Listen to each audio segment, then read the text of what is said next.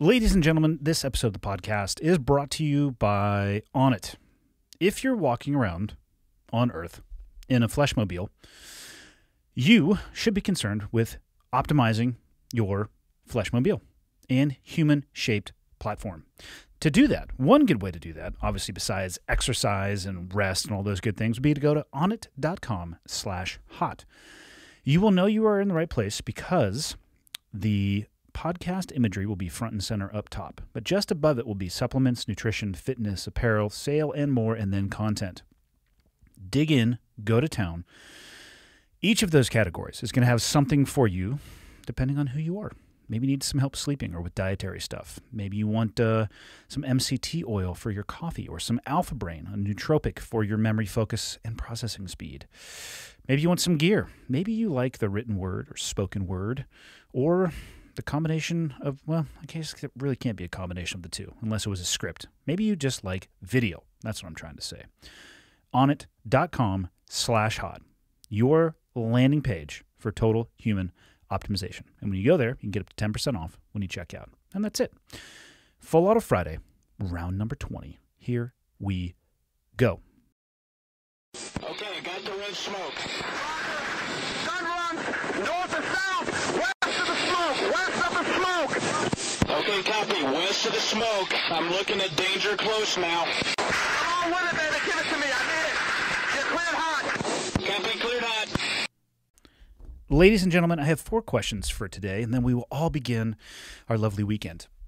When I was grabbing these questions, I felt like they all had a common theme and narrative, and now I have completely forgotten what I thought that was, because that's how my life goes, and perhaps I've been hit in the head a few too many times. So let's get into this, and if I can remember it in real time, then I'll bring it up, and if I can't, too bad.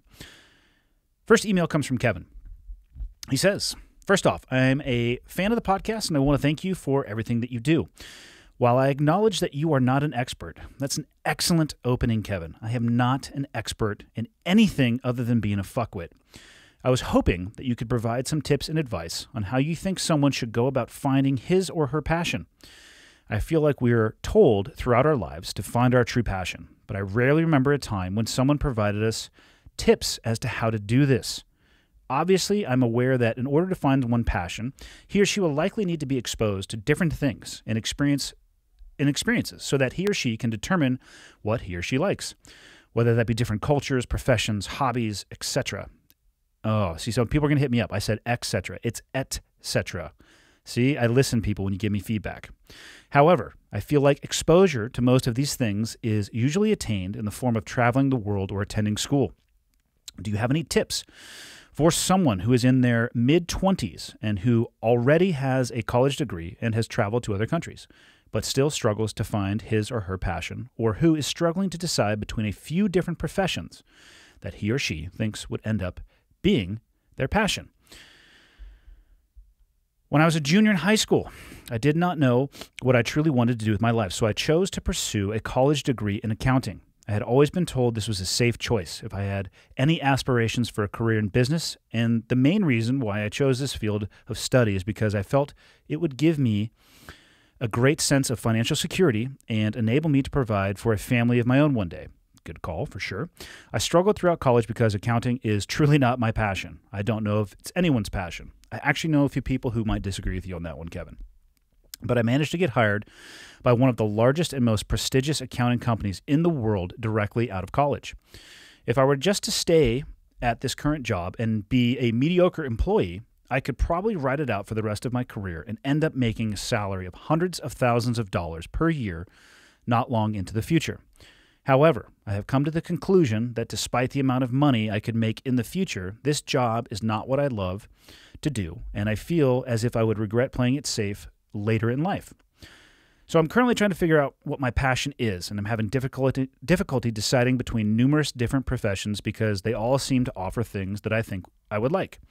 Some would require me getting an additional college degree, and others would require me to attain specific certifications in order to make that job a career. So I want to do my best to research the various jobs and make an informed decision before I go spend thousands of dollars on a new degree for a job that might not truly give me everything I am looking for. Any advice for anyone who may be struggling to find his or her own passion and purpose in life? Okay, that was a small Steinbeck novel, but we got through this. Kevin, I wish I had great advice for you on this, but here's what I can tell you. I'm currently 42 years old, and I regret to inform you that I am still not sure what my passion in life is. I have found some things that I love to do, but life and the circumstances of life also has a vote. So I'll talk about myself for a second and then give you the advice that I have. I have found that teaching is the single thing that I like to do the most. I find it to be the most rewarding. And I discovered that when I was actually in the military as a BUD/S instructor. I didn't realize it at the time, but that led me to teaching at CrossFit seminars, which is exactly what I was doing, was teaching, and then public speaking. The public speaking aspect, being able to take the experiences that I have had in life in a unique environment and overlay them into the business world or the professional world, regardless of what sector that I'm speaking to, and take the lessons learned and empower people and give them guidance and a literal practical checklist on leadership and help and improve them, hopefully from the moment they hear me speak going forward. At least give them a recipe for doing that. I found it to be amazing. And if I was to say there was a purpose in my life, that would probably be as close to what I think I have found is my purpose. Enter COVID-19. Guess who doesn't get to really speak anymore ever publicly right now for the last year? That's right, me, which sucks from a financial perspective, but I still feel like it's my purpose. Well, as close to my purpose, or perhaps it's my passion. It's the thing that I am the most passionate about. Do I think it will go back to that in the future the way that it was? I do, and I think those opportunities will come back. But just because I'm passionate about it doesn't mean that I can bet the ship on it or bet the house on it, because I'm sure for somebody out there, they're passionate or they feel it's their purpose to make fucking sandcastles, which if you're one or two people in the world, you're probably able to make a living doing that. For the rest of the people, they're probably going to struggle. So this brings me back to your question. My advice to you would be to establish a foundation, which it seems like you already have. You have a job that is meeting your financial needs at this point in your life. And another thing I'll say is this. I have made the worst decision I feel like I have made in my life was staying with a company that I was absolutely miserable working for, and I only stayed for the money. I stayed far too long. And it's a decision that I'm not going to repeat. Having said that, I am not going to disregard or ignore my financial obligations, which right now it seems like you have handled. So you're already taking the first piece of advice that I would give you or anybody else.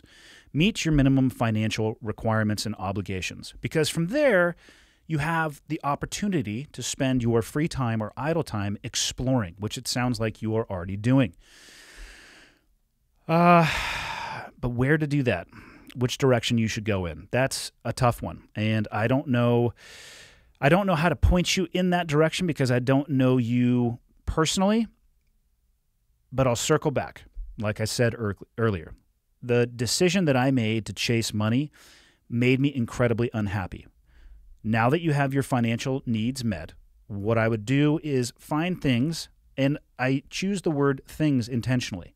You don't have to do just one thing. I personally right now don't just do one thing, and I find that there is value in that for me. For one, I don't get static. It's not the same thing every day. There's new things coming up on my schedule that I have the opportunity to get excited about. So I would say I do 3 or 4 things right now. And for me, again, I don't know if I could define any of them as my passion, but all of them are enjoyable for me. They all make me happy when I successfully complete them, and they all have some essence of financial benefit. And perhaps that is the direction that I would point you in. You know, it needs to be something that you derive pleasure or happiness from in the execution of. And to go back to your question, I really do think that there are some people who get that from accounting. And be diverse. You know, I would rather be a multi-tool than a Phillips head screwdriver. I think that that applies, better in life, because I feel like life and the world in general rewards a generalist over a specialist. But I think for keeping your attention and for fulfillment, it might be the same way. And I guess I will close with, don't worry about it if it takes you a long time to find what it is that you're truly passionate about. And don't beat yourself up. I say that because I spend plenty of time beating myself up, trying to figure out what the hell it is I do for a living, having moments of sheer panic when I wake up and wonder, oh my God, what happens if all of this stuff just turns off right now? What am I going to do? I think everybody goes through that. I go through that often. And I try to minimize the amount of time that I'm going to spend in that particular headspace and then get back at keeping my world small, finding the things that I feel enjoyment or receive enjoyment from, diversifying and seeking out things that I find to be difficult and challenging, and then I let the economics work themselves out on the tail end. The biggest piece of advice I can give you is don't put the economics first. I feel, or for me at least in my own life, it has been a recipe for disaster. And then give yourself some space. It's okay if you don't have an exact answer for what your purpose and passion is. I think most of us are actually in that boat. All right, question number 2. Andy, recently I've been seeing more and more videos of peaceful protests turn violent and individuals' property being destroyed. In some cases, the individuals themselves being attacked. I know that these videos do not show the whole situation, and I get that, but my question is, at what point would self-defense be warranted in these cases? It seems like some of the higher profile cases, for example, Kenosha and the bar owner in Omaha, were using self-defense to protect themselves and now are charged with murder. In the case of the bar owner, he killed himself, and I actually just saw that. That sucks. I hope to never be in a situation like this, and I do my very best to avoid any conflict. But if it were to find me, what should I do? Maybe it is a bad assumption, but when criminal activity is taking place, I'm always assuming the worst, like the person could have a gun.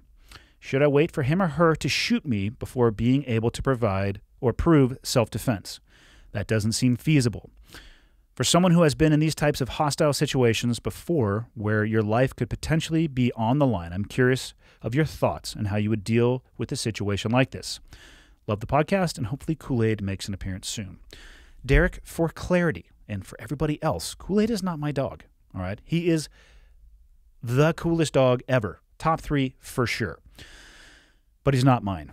Hopefully I'll see him soon, and I have no doubt that he will be on probably a Full Auto Friday, and he and I will do a Q&A session for the listeners. But now back to your question.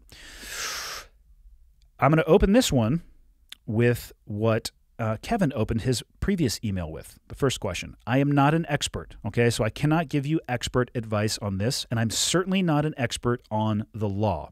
I do not know how the law is written when it comes to self-defense and when you go from being a protagonist to an antagonist. Having said that, you do not and should not wait for someone to shoot you before acting in self-defense. Let me look at this. Maybe I'll crack this nut in a broad perspective. You said right in here, you hope to never be in a situation like this, and you do your very best to avoid any conflict. Yes, I'm going to start right there because I agree with you on that, and that is exactly how I choose to live my life. And what I'm not saying is you shouldn't protest. If you feel passionate about something, if you feel like your presence and voice needs to be heard at one of these events, I'm not telling you not to go. I absolutely support the First Amendment, and actually support all of them equally, and I'd be willing to give my life in the defense of those amendments. Having said that, if you look at some of the situations that are going on, and you can argue over whether or not they are professional or paid actors that are changing this, flipping it from a First Amendment protected protest to a not protected violent riot/looting, be aware of that. That is happening in many of these instances. So if you choose to go there, what I would say is, 1, immediately have an exit plan should it flip to that. Because if you surround yourself by people who are doing fuckwit stuff, be prepared to be thought of as a fuckwit and treated like one. Okay? I'm not saying that you are, but if you surround yourself with people like that, or you stay when it flips to a situation like that, you're probably going to be treated as one group as opposed to individuals or small sections of that group. So if you're going to go, have an exit plan and have an exit strategy. If you're not going to go, avoid those areas. Now, what happens if it finds you? I highly recommend you listen to the podcast that's going to be coming out on Monday with Mike Glover, because we actually wargamed a scenario like this at a gas station, and we talked about what I will call our line in the sand. And that is, and these are my words, I'm not going to speak for Mike, the threshold that I will allow people to come up to, but if they cross, I am going to take actions that are going to defend myself. And what I'm going to use is the example of what I saw, some people dining at a restaurant, I believe it was in Florida, and a protest, a group of people came up to them, and actually I stopped watching the video after the first two people sat down at their table and started harassing the person. So one, the first thing you could do is immediately leave, and that is the first course of action that I would take. And this is me talking about my line in the sand, right? So I would leave if at all possible, avoid if at all possible. I don't give a shit what I look like on social media. People can call me a coward if they want to. I'm not looking to escalate a violent situation. Step number two, if that is not possible, I am going to project violence. That individual, again, will use the person that came and sat down in the chair. Let's say that person looked over and said, hey, I'm going to beat your ass, or you know what? I'm going to kill your wife. I'm going to go with the exact same thing that Mike said in the podcast. Different scenario, but I'm going to steal his answer because it's good. I'm going to palm that motherfucker's face and shove him out of that chair and project violence, okay? This is not what I'm recommending that people do. I'm talking about my line in the sand. And we have a proportional escalation of force. Did I hit this individual? No, I did not. Did I strike them in any way? No, I did not.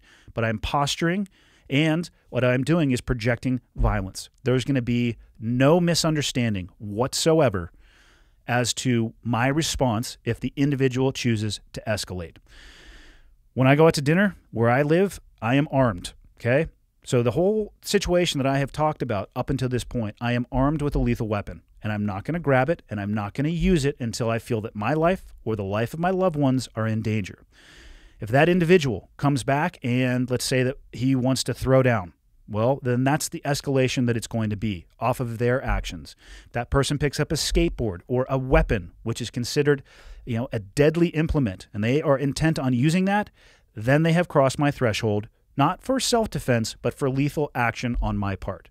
If you swing a skateboard at me, I'm going to shoot you in the face, period. If you swing an item at me or have the intent of taking my life, I am going to take actions to defend myself, and I'm not going to wait for you as an individual to attempt to take my life or to let you get the tactical advantage in the hopes of doing so before I react. Now, that is me, and that is my threshold. So, Derek, what you need to do is think about what your threshold is. You've already said you avoid, which is, again, the number one thing that I think people should do. Avoid at all costs. Avoid even if it starts in front of you. And here's the thing, early reactions are better. I have no doubt, to use the same example that I used already, the couple sitting and dining, I have no doubt that they probably had some advanced notice, meaning they could either see or hear these people coming. Get up and get out of there before it becomes an issue. De-escalate immediately, and sometimes that's going to look like a tactical retreat on your part. Then that's fine. Live another day as opposed to, hold your ground against a numerically superior environment, a mob mentality, okay? You have to think about that stuff. But I can't answer this for you, Derek. I laid out for you how I think about escalation of violence, the line in the sand that I am not willing to cross, the actions that I would take before crossing that.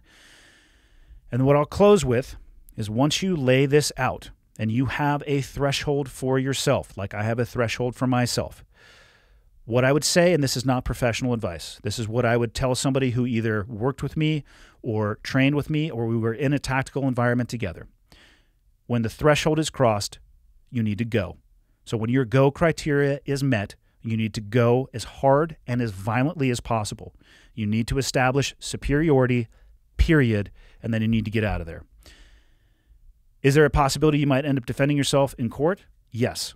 But I want you alive to defend yourself in court, because just like you brought up when it comes to Kenosha, I'll be very curious to see what actually happens in a court of law. That's why we have not just the First Amendment, but the Fourth, the Fifth, the Sixth, trial by a jury, trial by your peers. All of those things, they take time.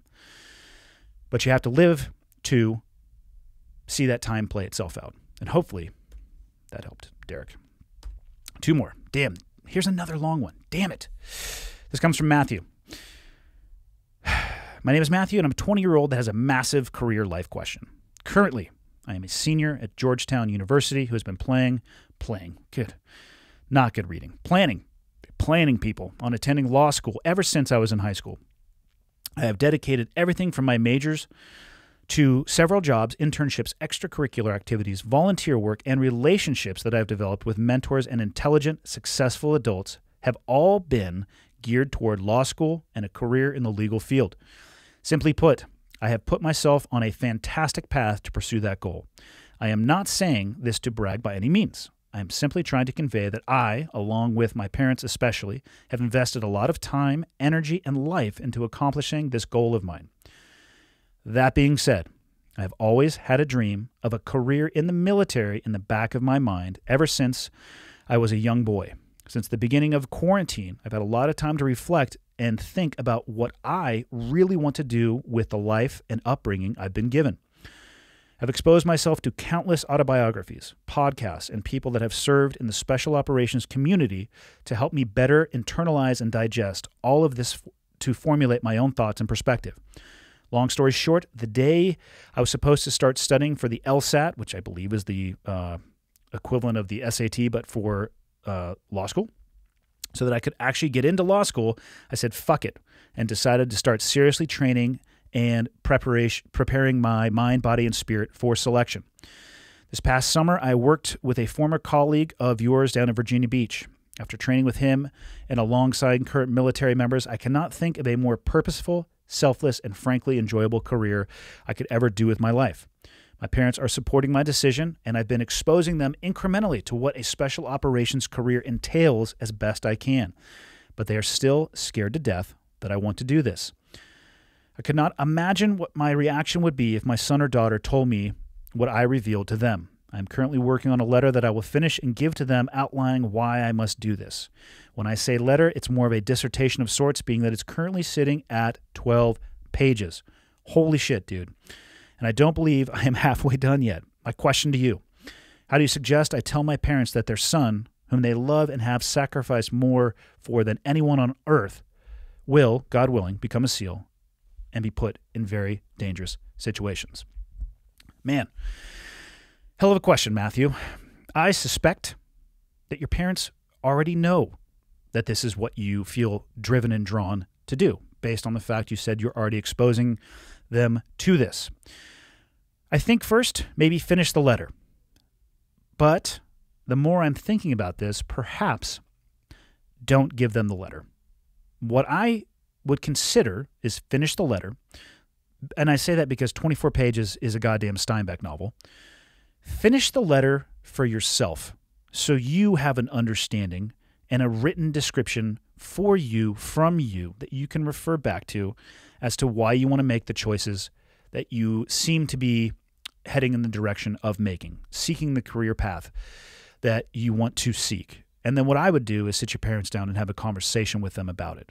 And if they wanted to read the letter, or you offered them the letter at that point in time, I would give it to them. But I would do it more personally than the written word. I'm not saying that there's not power in the written word. I think there's incredible power in it. But I think your parents may have a better idea of what it is you want to do than you may give them credit for. So finish the letter for one. It'll give you some insight into you directly from you. Number two, sit down and have a conversation with your parents. And yes, your parents are going to have concerns. I can only imagine the pain and, I don't want to say frustration, but confusion and worry that I put my parents through, especially in a post-9/11 world. It's real, but what I'll end with in an answer to your question is maybe rein back your expectations a little bit. You will be put in there. The SEAL training is dangerous. The SEAL career field path is dangerous, but it's not a gamble. You know, a large portion of what special operations do, and SEALs specifically, is risk mitigation. You analyze, you assess, and you mitigate risk. Is there danger involved just in the basic training? Yes, there is, and there should be, because it's a very serious job. But you're not going to be going into an environment where you're going to be playing Call of Duty. And I hope that you realize that. And if you're talking with active duty people or working with the guy in Virginia Beach, I have no doubt that they're giving you the real spit on what is going on in the community right now, or in the world in general as it comes to SEALs or special operations. So expectation management. What I wouldn't want you to do is to give up everything that you have already expressed and worked towards and have a military career that you are unhappy with, because you will live with regret if you do that. Now, I know nothing about your educational pipeline. The last thing I would say is, if it's possible for you to get to a point where you can have an anchor, and maybe that's taking the LSAT, or maybe it's something educationally, a certificate or a degree that you could pick up later on. You could go explore the SEAL community and career path, and if you didn't enjoy it, you could pick up where you left off without losing any ground. I would say if that's going to add another 6 months or maybe even another year, I would say knock that out to set yourself up for success. Because even if you do 20 years in the SEAL community, you're going to time out at some point. And having that thing to fall back on at the end of that will really set you a step ahead of a lot of your peers who don't have that. But again, I don't know anything about that legal pipeline, and maybe it's not possible. I'm not trying to talk you out of pursuing your dream. I'm just saying, think about where you are, and it might be good to hammer a pin into the ground you can come back to. And beyond that, pursue your passion. If it's something that you feel like you need to do, or that you have to do, or that you were drawn to do, I would say pursue it. Be understanding of your parents. Be empathetic of your parents. Answer the questions that they have. Stay in communication with them. Stay in contact with them. I suspect they're going to support you regardless of what it is that you decide that you want to do. So be respectful of that. And if you take that path, Matthew, don't quit. Last question comes from Jonathan. In all seriousness, why do the American people not require elected officials to work together, and if they don't, vote them out of office? This should be a requirement. Jonathan, I completely agree with you, and I'm not an expert on politics or the Electoral College or Congress or the Senate or any of that, but from what I can tell, based on what I hear and I see, it is no longer about them working together. It seems to me that now everything is just about winning. We're in an environment where cutting your nose off to spite the face seems to be the norm. And I see people moving farther away from center as opposed to closer together where they can actually work together. And it sucks. And it gives me incredible cause for concern. And I don't know how to fix it. But I do think that term limits would be a great idea. I don't think that being a politician as a profession, a lifelong occupation and profession, should be allowed. I don't think you should be allowed to be in politics for longer than you've been out of politics. I think that's insane. And right now, I think, the way that the political parties are working together is very reflective of the division in the U.S., whether it be Democrats or Republicans arguing about what's coming up on November 3rd, or people who say one organization matters above others, and that argument. It is embarrassing. I'm ashamed of the behavior that I see and the things that I hear. We look like fucking idiots to the world right now. It's embarrassing. And I know that we can do better. And a lot of that, I think, starts with individual accountability and responsibility, which it's easy to bypass that when you attach yourself to a group identity. And that's completely and utterly wrong, in my opinion. It starts with the individual. Obviously, easier said than done. But yeah, that's my answer. It's your question was a serious one, and my answer is a short one. I don't think they're trying to work together. I think they're just trying to win. And I think until we can figure out a way to make everybody realize that the left versus right, Democrat versus Republican, anything phrased as a, pitting against one another, it's idiotic, because at the end of the day, we're Americans. And if we keep doing this, we're out to win win as in your team or your party or what you believe in, then we're fucked. Because that's not how, that's not what America is to me. That's not what I want to see America being. And it sucks to watch. And I don't know how to fix it. But it is embarrassing. And I'll close with, on this Full Auto Friday, if you're listening to this, do better. And that I'm talking to myself too, because I can do better with how I think about things, how I act, what I say. We can do better than we're doing right now. We look like assholes because we're acting like assholes. So perhaps let's just put down a little bit of the bullshit and take a step in the right direction. See you Monday.